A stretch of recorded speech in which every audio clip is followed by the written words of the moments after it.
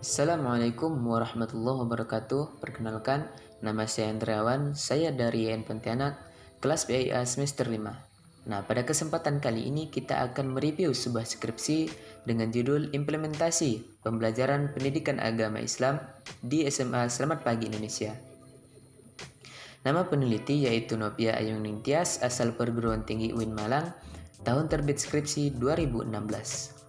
Permasalahan yang terjadi di tempat penelitian yaitu pembelajaran PAI di SMA Selamat Pagi Indonesia yang memiliki 5 tempat ibadah dan juga 5 agama yang ada di Indonesia, yaitu agama Islam, Kristen, Katolik, Hindu, dan Buddha.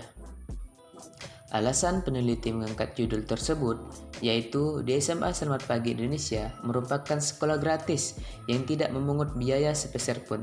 Sekolah ini mempunyai 5 tempat ibadah dan juga 5 agama yang ada di Indonesia, yaitu agama Islam, Kristen, Katolik, Hindu, dan Buddha. Beragamnya peserta didik yang ada di sekolah ini terdapat suatu keberagaman dan toleransi antar umat beragama tercipta dengan damai, saling menghargai, dan saling menghormati antar umat beragama. Hal ini menjadi potret miniatur Indonesia yang sesungguhnya. Tingginya toleransi yang ada didukung dengan penanaman nilai-nilai keagamaan pada peserta didik.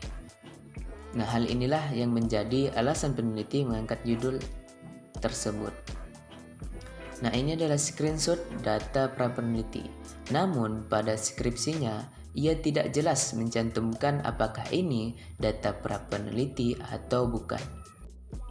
Pertanyaan penelitian dan tujuan penelitian. Yang pertama, bagaimana perancangan pembelajaran PAI yang ada di SMA Selamat Pagi Indonesia? Tujuannya untuk mengetahui perancangan pembelajaran PAI yang ada di SMA Selamat Pagi Indonesia. Yang kedua, bagaimana pelaksanaan pembelajaran PAI yang ada di SMA Selamat Pagi Indonesia? Tujuannya untuk mengetahui pelaksanaan pembelajaran PAI yang ada di SMA Selamat Pagi Indonesia. Yang ketiga, bagaimana hasil pembelajaran PAI yang ada di SMA Selamat Pagi Indonesia, dan tujuannya untuk mengetahui hasil pembelajaran PAI yang ada di SMA Selamat Pagi Indonesia.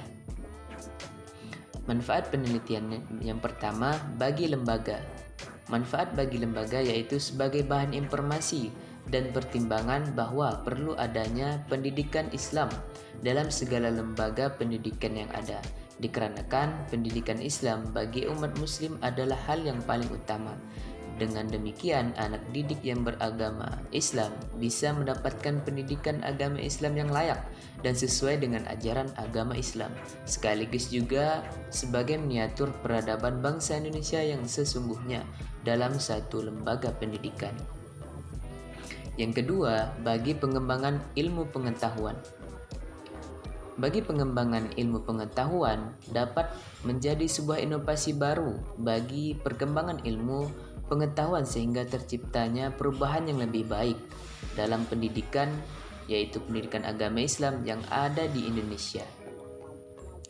Lalu bagi penulis, yaitu menambah wawasan pengetahuan dan keilmuan bagi penulis agar mengetahui pentingnya pendidikan Islam yang diberikan kepada peserta didik di mana mempunyai lingkungan sekolah yang multikultural dan sebagiannya besar peserta didiknya dari seluruh Indonesia, serta memberikan pengalaman bagaimana toleransi dan keberagaman antar sesama terciptanya namun saling menghargai.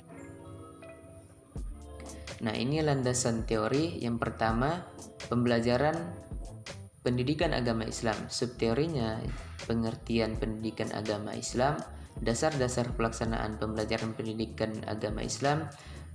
Yang ketiga, karakteristik mata pelajaran pendidikan agama Islam. Yang keempat, fungsi pembelajaran pendidikan agama Islam. Yang kedua, perencanaan proses pelajaran pendidikan agama Islam. Yang pertama, silabus. Yang kedua, rencana pembelajaran. Yang ketiga, pelaksanaan proses pembelajaran pendidikan agama Islam. Subteorinya, yang pertama, persyaratan proses pembelajaran pendidikan agama Islam. Yang kedua, pelaksanaan pembelajaran pendidikan agama Islam. Lalu yang terakhir, evaluasi hasil pembelajaran pendidikan agama Islam. Yang pertama, subteorinya, fungsi dan tujuan pembelajaran pendidikan agama Islam. Yang kedua, sasaran hasil pembelajaran pendidikan agama Islam. Yang ketiga, prinsip umum hasil pembelajaran pendidikan agama Islam. Yang keempat, langkah-langkah evaluasi hasil pembelajaran pendidikan agama Islam. Yang kelima, pelaksanaan evaluasi hasil pembelajaran pendidikan agama Islam. Kajian penelitian terdahulu atau kajian penelitian yang relevan. Yang pertama yaitu Uswah Umumah Mudah mahasiswa jurusan PHI dengan judul penelitian implementasi pembelajaran berbasis reward dan punishment untuk meningkatkan motivasi belajar siswa mata pelajaran fikih di Madrasah Sanawiyah Negeri Gandusari Blitar.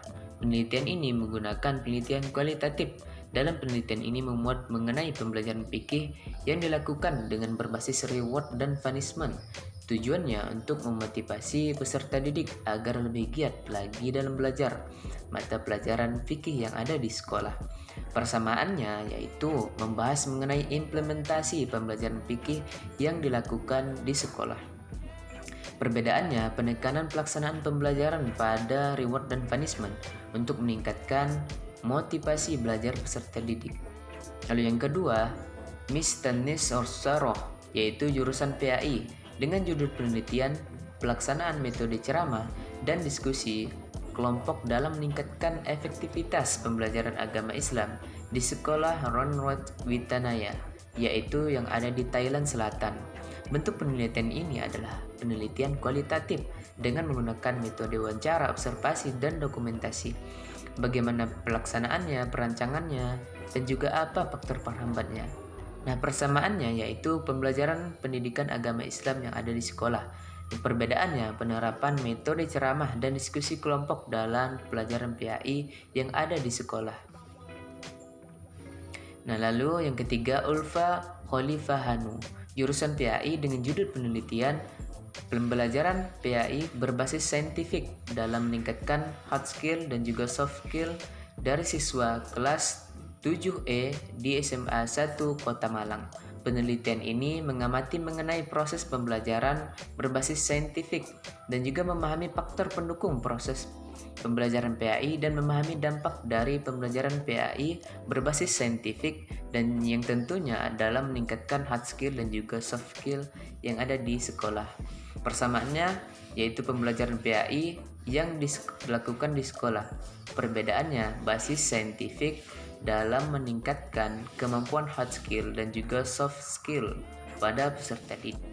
Bab 3 yaitu metode penelitian, pendekatan dan juga jenis penelitian. Pendekatan penelitian yaitu kualitatif, jenis penelitian yaitu studi kasus. Nah, ini adalah screenshot pendekatan dan jenis penelitian yaitu kualitatif dan juga jenis penelitiannya studi kasus. Sumber data penelitian yaitu tempat penelitian di SMA Selamat Pagi Indonesia di Desa Pandanrejo nomor 1 Kecamatan Bumiaji, Batu, Jawa Timur. Waktu penelitian yaitu 2016. Sumber data penelitian yaitu data primer. Dari penelitian ini diperoleh dari kepala sekolah, wakil kepala bidang kurikulum, guru mata pelajaran pendidikan agama Islam, siswa-siswi SMA Selamat Pagi Indonesia, serta observasi mengenai implementasi pembelajaran pendidikan agama Islam yang dilakukan untuk mengetahui bagaimana pelaksanaan pendidikan agama Islam di sana. Dalam hal ini, kepala sekolah, wakil kepala bidang kurikulum, guru mata pelajaran pendidikan agama Islam, dan siswa-siswi bertindak sebagai informan, yaitu orang-orang yang memberikan informasi. Dan data sekundernya yaitu diperoleh peneliti adalah data yang diperoleh langsung dari pihak-pihak yang berkaitan berupa data-data atau dokumen-dokumen sekolah dan literatur yang relevan dengan pembahasannya. Teknik dan instrumen pengumpulan data yaitu observasi, instrumennya lembar observasi. Yang kedua, wawancara, instrumennya yaitu pedoman wawancara. Yang ketiga, dokumentasi, instrumennya dokumen, foto, dan lain-lain. Nah, ini pertanyaan penelitian bagaimana perancangan pembelajaran PAI yang ada di Selamat Pagi Indonesia. Ini menggunakan teknik pengumpulan data wawancara dengan instrumen pedoman wawancara. Lalu yang pertanyaan kedua, bagaimana pelaksanaan pembelajaran PAI yang ada di Selamat Pagi Indonesia menggunakan teknik pengumpulan data observasi dengan instrumen lembar observasi. Nah, pertanyaan yang ketiga, bagaimana hasil pembelajaran PAI yang ada di SMA Selamat Pagi Indonesia dengan teknik pengumpulan data wawancara dengan instrumen pedoman wawancara. Selanjutnya, teknik pemeriksaan keabsahan data. Peneliti ini tidak ada menyebutkan teknik pemeriksaan keabsahan data. Hal ini sering terjadi atau sering dilakukan oleh peneliti. Ada yang menganggap bahwa bersifat opsional, padahal hal ini adalah keliru. Padahal masih banyak sekali teknik pemeriksaan keabsahan data yang bisa dipilih oleh peneliti. Selanjutnya, teknik analisis data. Di dalam skripsi, menyebutkan teknik analisis deskriptif. Menurut saya, padahal ini adalah kekeliruan dalam menulis teknik analisis data. Padahal dalam menjawab pertanyaan penelitian itu adalah seluruhnya mendeskripsikan datanya. Maka tidak tepat sekali apabila peneliti ini menyebutkan teknik analisis datanya deskriptif. Dan bisa juga kita lihat bahwa seharusnya juga dilihat dari kebanyakan skripsi kualitatif hampir 90% yaitu menggunakan teknik analisis data interaktif dengan model Miles dan Human. Nah, maka ini adalah kekeliruan yang dilakukan oleh peneliti dalam menyebutkan teknik analisis data deskriptif.